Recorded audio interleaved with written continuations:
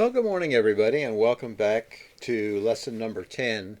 Today's lesson has been titled Almost Doesn't Cut It. That's based on this lesson from the book Little Lessons from a Christmas Carol by Bob Welch. And almost doesn't cut it. And in this lesson, we're going to take a look at a little more from the Ghost of Christmas Past. One of the things that we have to remember is that the character Ebenezer Scrooge we see sitting here at the desk, that miserly individual, has been shaped by the events of his life. The fact is that he is part of the story as being abandoned at school. His apprenticeship with Fezziwig, we talked about yesterday how Fezziwig affected him.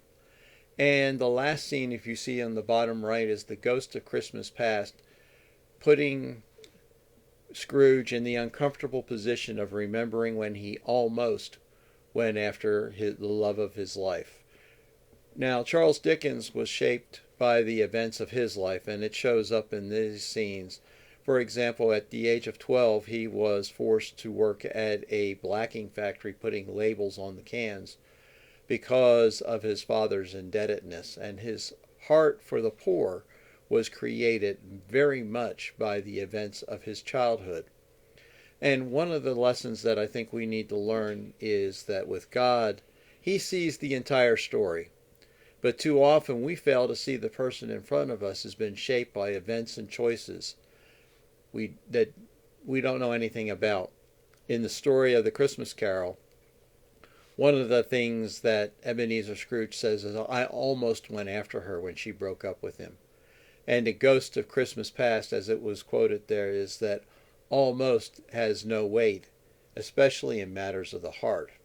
And when it comes to our salvation, almost is also carries no weight. Have you almost accepted Jesus? Have you almost accepted the call of God on your life? If not, now is the season. Scripture tells me that now is the day of salvation. And we will continue to take a look at this. Almost doesn't cut it tomorrow. But as you're thinking about your life, think about the things that have shaped you, the things that have caused you to be afraid and not reach out, or to be a person that doesn't like other things because of it.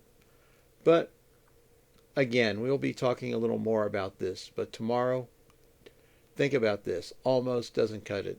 And be brave enough to step out and follow Jesus. Thank you for listening.